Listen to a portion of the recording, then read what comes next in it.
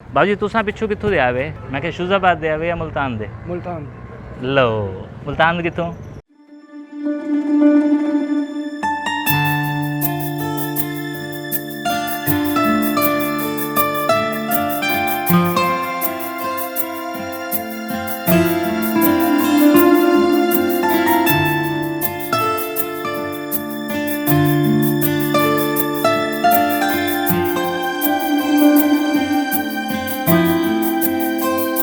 Taraori gate के अंदर enter करते ही हमें एक बुजुर्गवार मिल जाते हैं जो कि 6 महीने के थे जब यहाँ आए और वो जनाब पैदा हुए थे मुल्तान के मटोटली नहीं वो तो शुजाबाद दे नाल आए पिंड है यार। अच्छा मुल्तान मुल्तान इस पिंड केड़ा है मुसलमानों का कोई पिंड है तो सारे मुसलमान दे आन क्योंकि मैं 6 महीने रहा ना। अच्छा तुसा 6 महीने दे आवे जम्मा उत्थे आवे हाँ लो मेरे नाम भूला करे अच्छा मखदूम मुल्ला मखदूम मुल्ला मुल्ला अली अच्छा ये एक बुजुर्गवार मिलते हैं जो ये बताते हैं कि मैं 6 महीने का था और वहाँ पैदा हुआ तो सर ना केड़ा दसाया है जितना जम्मे मखदूम मुल्ला मखदूम मुल्ला अली।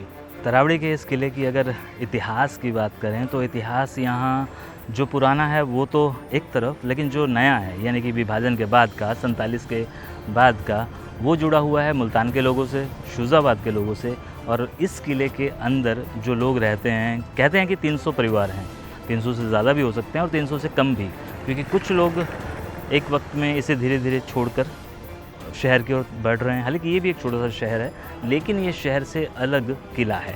इसकी क्या हिस्ट्री है वो तो बताऊंगा लेकिन आपको चलते हुए पूरा वो किले का अंदरून हिस्सा दिखाता हूँ जिसके अंदर वो घर आज भी ऐसे के ऐसे हैं जैसे वो आके बसे थे। हाँ थोड़ा रेनोवेट ज़रूर हुआ है, ज़रूरत के हिसाब से उन्होंने अपनी चीज़ें बढ़ाई हैं सहूलियतों के लिए।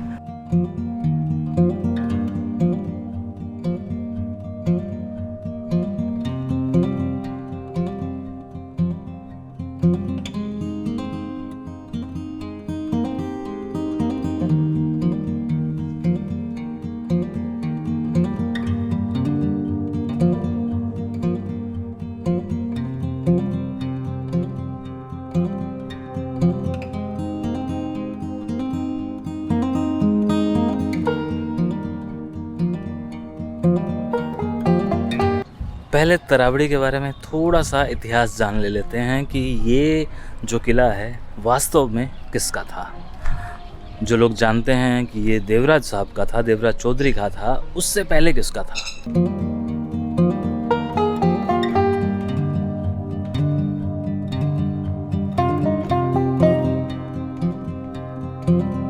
तरावड़ी जिसका ऐतिहासिक नाम तराइन था लेकिन उससे पहले ये भी जान लेते हैं कि ये तरावड़ी है कहाँ।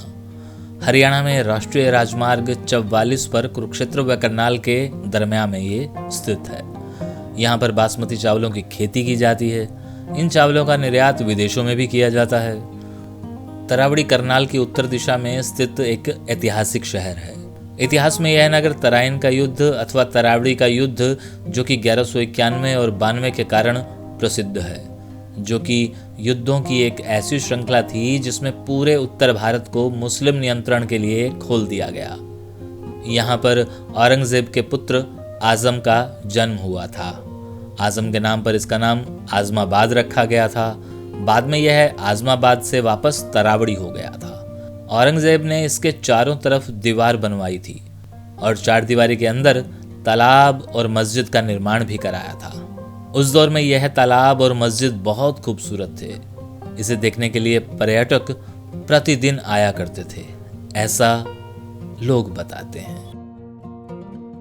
किले के अंदरून हिस्से में अगर आप जाते हैं तो आपको कुछ ना कुछ ऐसा दिख ही जाता है जहाँ पे आप खड़े होकर 2 मिनट उसे निहारते हैं क्योंकि वो वाकई इतिहास का दर्जा रखती हैं चीज़ें। किले को घूमते घूमते अगर कुछ ऐसी चीज़ें दिख जाती हैं तो मेरा रुकना लाजमी सा हो जाता है। सोचता हूँ कि आपको दिखा दूँ। हालांकि अवशेष हैं, पुराने वक्त के हैं और इधर ये आमने सामने बिल्कुल वैसे का वैसा है जैसा इस तरफ है।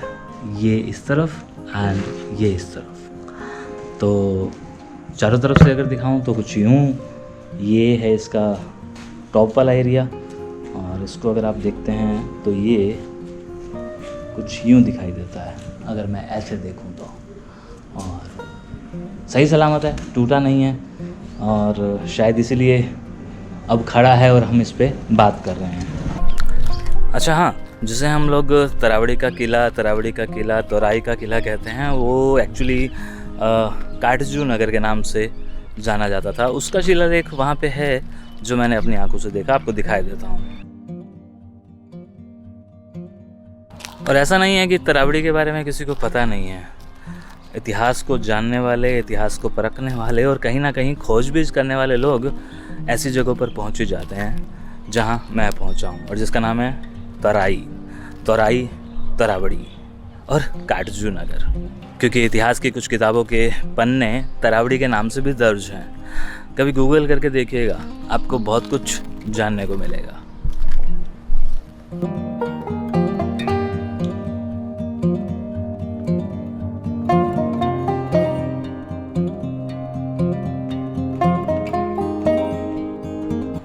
बहुत साल पहले एक फिल्म आई थी लाल रंग, जो कि हरियाणा की पृष्ठभूमि पर आधारित थी और जिसमें हरियाणवी ज़बान का तड़का भी था। और ये फिल्म का बहुत सारा हिस्सा इसी तरावड़ी के किले के इर्द गिर्द और अंदरून हिस्से में शूट हुआ था। और वो फिल्म अपने आप इतिहास बना गई क्योंकि उसने इतिहास को अपने साथ जोड़ा। और इतिहास के साथ जो लोग जुड़ते हैं वो कहीं ना कहीं अपनी एक पहचान बना जाते हैं, अपनी एक छाप छोड़ देते हैं। और आज मेरा वीडियो भी, यानी कि मैं भी कहीं ना कहीं दर्ज हो जाऊंगा जब भी गूगल पर तरावड़ी का जिक्र आएगा, कोई उसे सर्च करेगा तो कहीं ना कहीं मेरी आवाज़, मेरा चेहरा भी हिस्सा बन जाएगा।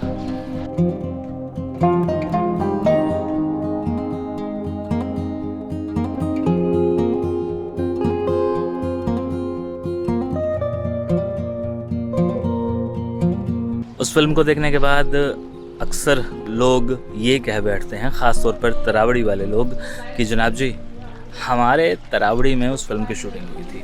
और तरावड़ी के लोगों को फ़क्र होता है जब वो बता बैठते हैं कि फिल्मों के साथ साथ अब कुछ गाने भी शूट होने लगे हैं हमारे यहाँ पर। और अब ये देखिए ना, मेरे पीछे कुछ बच्चे हैं जो कि प्रैक्टिस कर रहे हैं, ये भी इस वीडियो का हिस्सा बन गए हैं ना चाहते हुए भी। मुझे नहीं पता था और इन्हें भी नहीं पता था कि ये कैमरे में कैद हो जाएंगे, और मुझे भी नहीं पता था कि ये पीछे से जब आएंगे तो कुछ मंजर ऐसा होगा।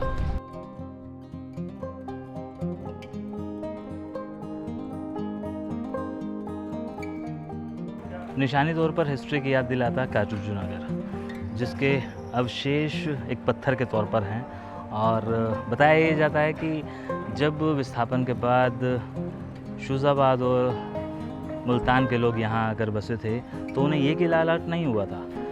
यहाँ के आसपास कोई एक ऐसी जगह थी जो उन्हें अलर्ट हुई थी, लेकिन यहाँ जो देवराज चौधरी था जिसके अंडर में ये किला था, उसने उन लोगों को एक बहुत अच्छी ऑफ़र दी थी। और ऑफ़र ये थी कि आपको जो जगह मिली है वो आप हमें दे दें, हम आपको ये किला दे देते हैं जिसके अंदर बड़े सारे घर बने हुए हैं। और जो विस्थापन करके वहाँ से यहाँ आए थे उन्हें लगा कि हमें मेहनत करके नए घर नहीं बनाने पड़ेंगे और हम अंदर ही रह सकते हैं। और एक अच्छी खासा एग्रीमेंट या जो भी डील हुई होगी, उसके बाद वो सारे लोग अंदर आकर बस गए और देवराज चौधरी ने इस किले को उन्हें दे दिया।